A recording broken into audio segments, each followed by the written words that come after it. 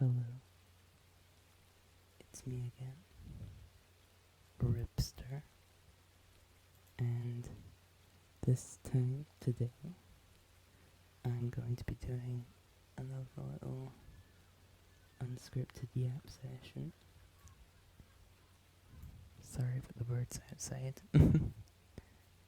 It's really warm in the UK, and I just need to keep my window open.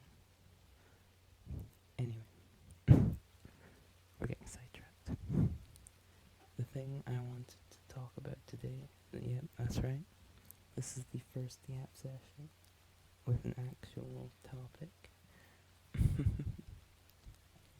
This time it's about YouTube content creation, because I am very obsessed, believe it or not, with the idea of YouTube content creation at a fundamental level. And I created my first YouTube account in 2013, and that's when it became an obsession. But it wasn't until like 2022 or so where I actually started to understand it and learn from some of the biggest creators how to really make a YouTube video work, so to speak. So that's what I'm mainly going to talk about today. The things I guess learned about the platform and like what to do in videos and things. So yeah, here we go. Hopefully you guys enjoy this one, because I mean, this isn't something I've ever really tried before. Talking about one of my special interests. I don't know why, I'm just kind of scared to talk about the things I like.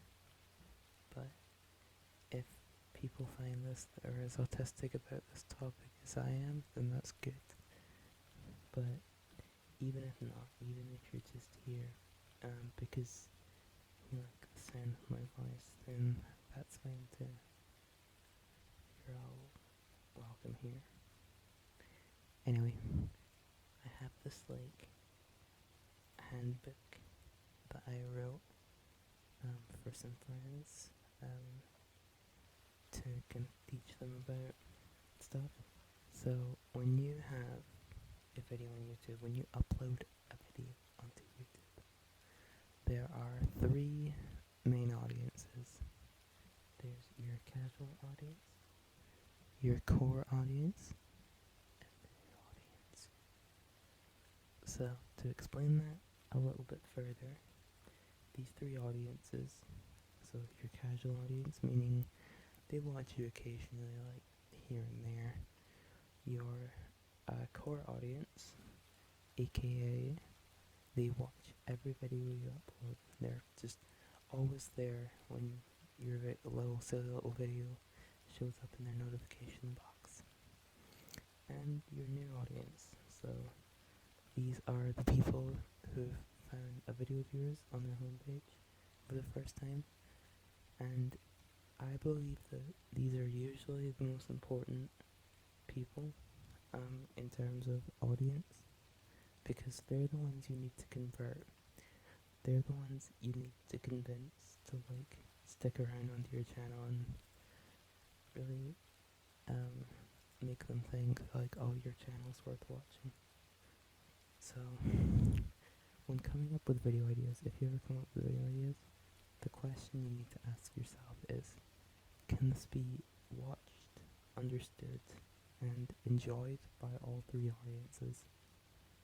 So typically I'm not ruling out inside jokes at all, but like if you have too many inside jokes or just humor that you kind of need to know the channel to enjoy, then the new viewer might feel a little left out and leave.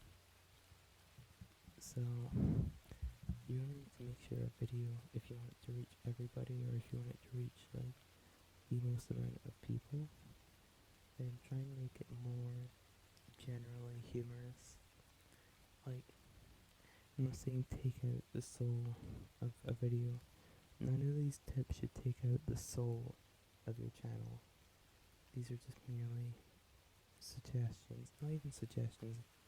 Like, I am in no place to talk about how to increase numbers, but these are just things I've learned that I'm yet to apply, but hopefully this helps someone. So another thing is making sure titles and thumbnails are concise and easy to understand, which I'm probably guilty of not doing at some point in this channel. I'm still trying to work on the ASMR format. The ASMR format in terms of like SEO and like YouTube analytics, things like that, is not something I'm used to. I'm still figuring this out. But yeah, I'm still finding my own brand with this. But this is probably like the most important point out of anything else I could ever talk about. Because if a title and thumbnail aren't quick and easy to follow, then a viewer's not going to click on a video, therefore, they aren't going to watch it. So, make sure the titles aren't too long, otherwise you run the risk of like, getting the ... at the end of the video on like phones and like smaller devices. Like no more than like 50 characters, I'd say. So for me it would be like ASMR roleplay, like my cranial nerve exam, which I think I changed the title for. I can't remember. But like, yeah, ASMR VR chat roleplay, cranial nerve exam. Or is that cranial nerve exam for sleep relaxation and blah blah ... Like a viewer would prefer to see the whole title. I would say in my own personal experience.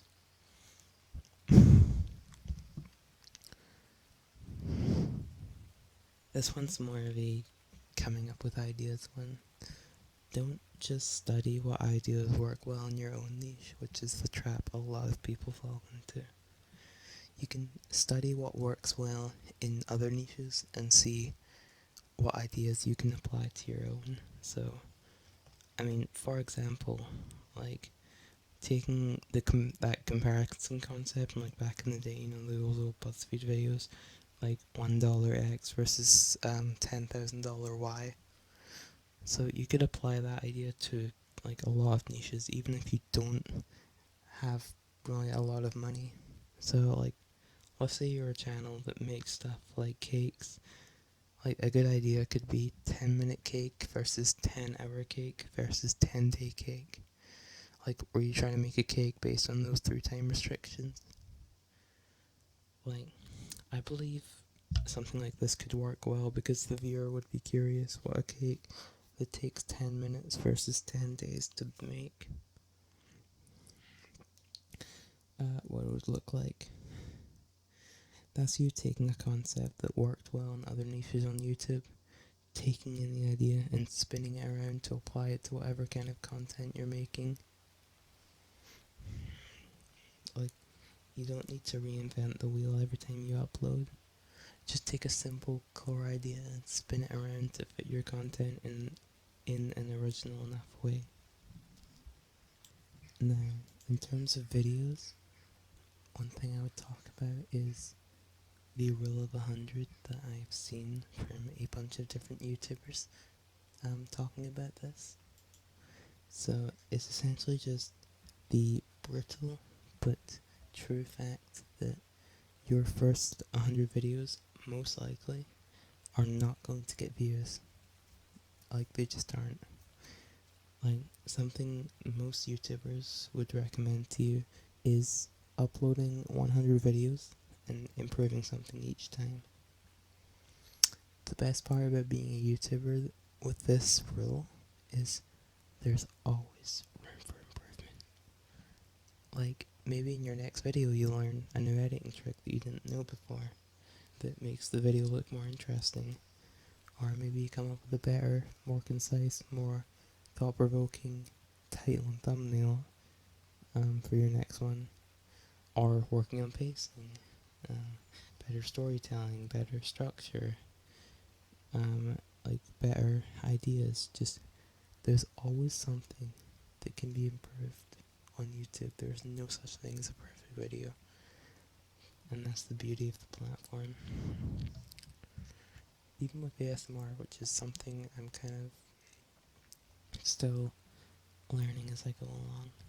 Well, for me, my rule of 100 is going to be starting to write my own scripts and then making them better and better and better, and then finding my brand more with this and being more recognizable and things like that.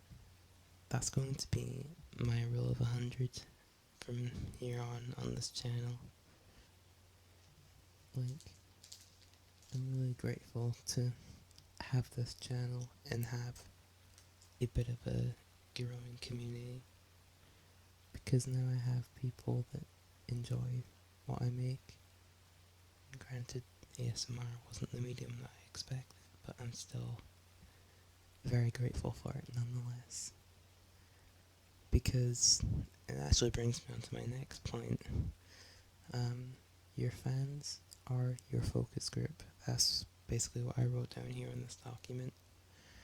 And basically what that means is, like, on YouTube, you don't need to guess what people want, because your audience tells you directly through engagement.